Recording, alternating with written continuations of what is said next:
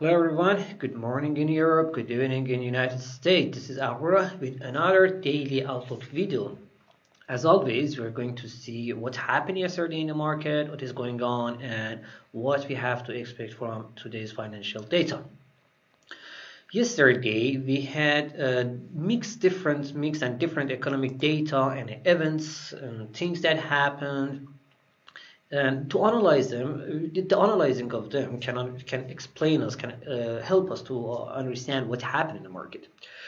We had a bill action yesterday, 4 and 8 weeks bill action. At the same time, we had employment data.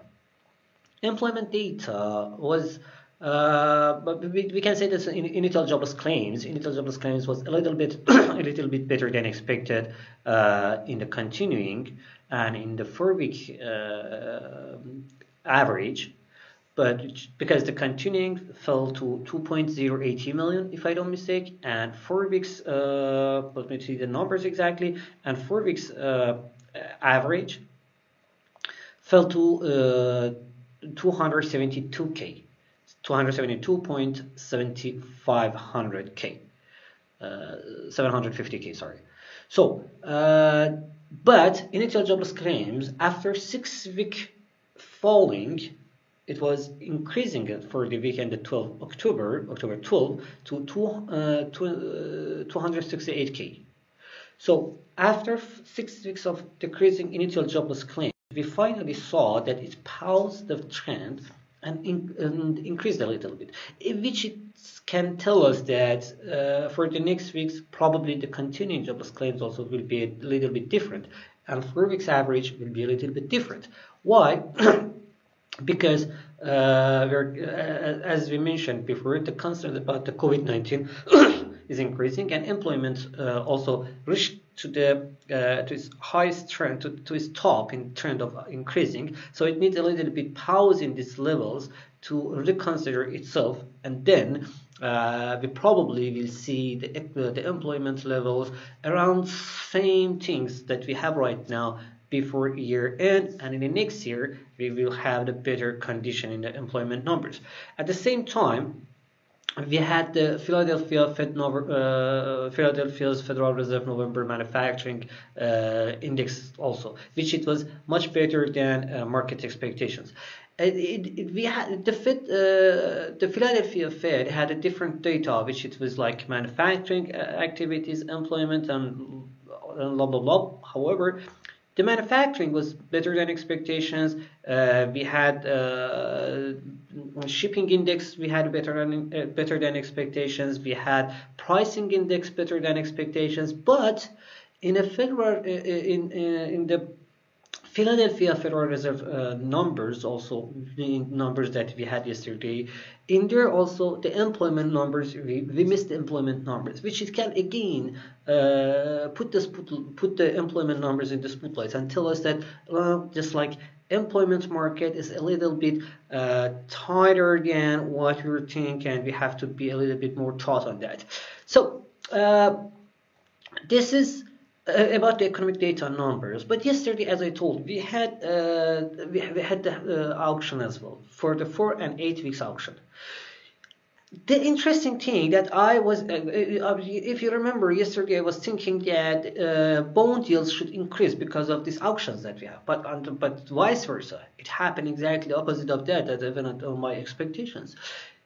The auction went very good, and the sales were amazing. That caused the bonds bills to decrease. 10 years bonds, let me see exact number right now.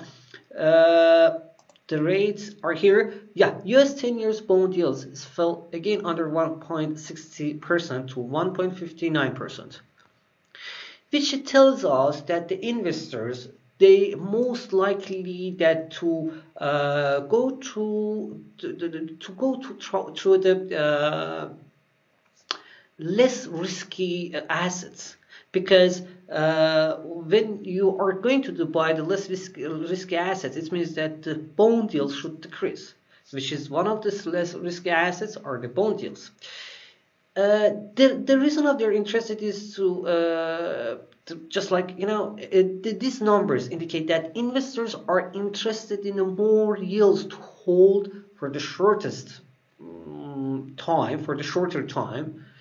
This one that, because there is a dots on the US debt ceiling, because we are getting closer to the December, and we have to decide whether that they wanted to take out the debt ceiling or not. This a little bit volatility before December that we have, that's just like in November, in October, the House of Representatives, they had a short decision till December, and in December we have to think, they have to decide finally what they want to do with debt ceiling.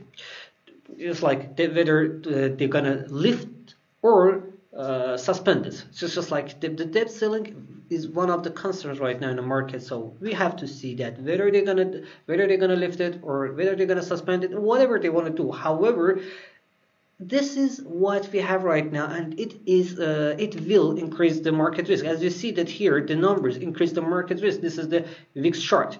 Look at the chart. This VIX chart is telling us, this increasing in a VIX chart is telling us what the meaning of the numbers that I told you right now. On the other hand, before going more in the chart, let me tell you something else. Let's go to the US dollar chart. So, showing you the US dollar chart. This falling in the bond yields put the US dollar a little bit under pressure. But however, yesterday I told you that even if we see a little bit decrease in the US dollar chart, that doesn't mean that the US dollar is falling. It's just a short correction. However, the US dollar should probably be between the 94 and 96 by year end. Why? Because the market demand is still high, and this correction after a sharply increase is something normal. It's not out of something like out of imaginations.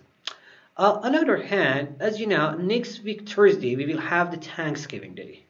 And before Thanksgiving Day, Mr. Biden has to introduce his nominates for Fed chair, for vice chairmen. For the vice chairmen, they have to just like let me see that the wish exactly that there is a several directors that he has to nominate. However, the vice chairman and also the vice chair for supervisions. The vice chair, which is right now Clarida, and the vice chair for supervision, which Quartz is right now taking the position. So the vice chair for supervisions, which is currently Quartz taking the position, and the vice chair of Fed, which is right now the Clarida. However, the main focus will be on the Fed chair, on where currently Mr. Powell is sitting, and however he and just Mr. Brainard are two main nominates. There is a doubt he's gonna be or not, or Brainard will take the position or not, because some Democrats they believe that Mr. Brainard at the current situation, he can manage the situation better and lead the U.S. out of this mess much better and faster than what Powell can do. But there is the thought, central bank should be out of the policy decisions and policymakers. Let's see what's going to happen. But this is what's the situation, what's the current situation. It means that for the next days also we have to still see the VIX still in high levels or it's increasing. US dollar cannot fall in this situation. Gold is increasing, and as I told yesterday, gold will try to find a position around these levels. Under like the lower level is one. It's just he created the something like side movement between 1000 something like that, between 1855 and 1870. There is a side movement around this, and gold is trying to find its way out of this range, either above the 1870 or lower than 1855. A very good economic indicator. There's amazing economic data that will limit the gold to increase higher. At the same time, this great data means that market is trying to put more pressure on the central banks to go to tighten policies, which it means again the positive for the gold. So we have the positive and negative data fighting against each other in the gold chart. That means that the higher numbers for the gold is not out of the imagination, but at the same time the lower levels will be limited. So gold will be probably around same levels still, not have too much rooms to go higher or too much rooms to go lower. For the Brent oil, yesterday, if you remember, yesterday when we were talking about the oil market, as I mentioned yesterday, what was the decision of the U.S. and China, U.S., Chinese, and Japanese government to use their reserves? It cannot help the market for too long, and it will be a short-term infix, a short-term reaction. It will have just short-term reaction in the market. Oil will try to reconsider itself in the market, and most probably we can see the oil still at the same levels or even a little bit higher as we are getting closer to the next year. And holidays that will increase, especially next week weekend holiday will increase the demand in the market, so it can increase the oil prices. At the stock markets, while we can see the new higher high, that the market is printing a new higher high in the stock market, and the SP 500 printing again the new higher high, which it was against of my expectations, to be honest. Stock market is increasing, and it's putting still the reason that it's increased that good. I cannot understand the reason that it can increase that good, because okay, Dow Jones doesn't have any new record. It's just yesterday fall and again trying to recover itself. But the Nasdaq and SP 500, why they're printing a new level high? With such a great economic data, they are increasing, yes. But this economic data means that the Federal Reserve should start tightening policy. So the stock market shouldn't increase that much. So to be honest, above these levels is a little bit hard for me right now to understand. Till now, I was very positive about the economy, about the stock markets, but right now I have a doubt on that, and I don't see that much reasons to increase to indexes to increase a little more than this. So I do believe that the technicality or in the technically Nasdaq and sorry. Technically, Nasdaq, Dow Jones, and SP 500, all of them, they are in,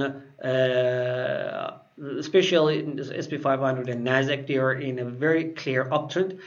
Dow Jones can have the uptrend, but a little bit harder. It should pass the 63,000 and 63,200, something like this levels. 63,200, something like this level should increase above this level, but which is the 50 HVI, which is the 50 moving average at H4 chart as well in the future market. But as I mentioned, this is still for me it's a little bit hard to understand it before year to see the stock markets increasing more.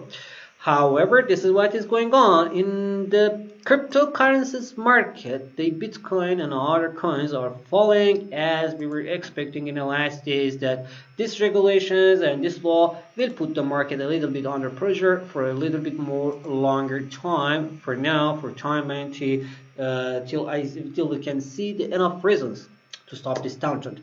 Okay guys, thank you so much for watching this video. This is what we had yesterday and today. But sorry. Sorry. Wait a second. Let's see what we're gonna have today in the market. Today we will have the retail sales from Canada, so be careful about your Canada and the United Kingdom. So be careful about your pound. Let's go to the pound chart. This is the Canadian chart. Oil recovered, so that means that the Canadian dollar will be a little bit. That's the reason that you could see that uptrend in the USD CAD is paused because the oil price is increasing. At the same time, yesterday we had US dollar a little bit weaker US dollar. For today, since these numbers together again, US dollar will be a little bit. Probably US dollar will be a little bit stronger or at around the same levels. And the oil for now cannot increase so far, but it's increasing in an uptrend, but not for today. For today it's a little bit more because we are waiting for the data that we have at the end of the day that will tell us about the Baker Hughes oil rigs, and we have to wait for that to understand what exactly market wants to do. So most probably we will see the oil at the same levels and US dollar at the same level. So it means that the USD CAD will not move too much, but however it will be a little bit in uptrend, or just like it will hold this uptrend with the side movement. But the uptrend will be more interested in the market. About about the British pound and today's data. Today we will have the retail sales from the United Kingdom. Economic data totally from the United Kingdom is positive, it's good. And for the retail sales also, still we are waiting to see the higher numbers, while the market is expecting from BOE to start more tightening policies, which it means that GBP should be sterling should be in demand, and we will have to see the numbers to increase, and GBP USD will continue its slight side movements, just for higher numbers. Okay guys, that was end right now, and hope it was useful for you guys. Please write the comments, tell me in the comments that what exactly you want from this daily market outlook, what can help you, and how we can make it to have a better, how we can make it to have just like kind of the better results for you guys. Okay, and thank you so much for watching these videos. See you guys Monday. Yeah, it's a Friday. Have a good weekend as well. So see you guys on Monday morning. Bye.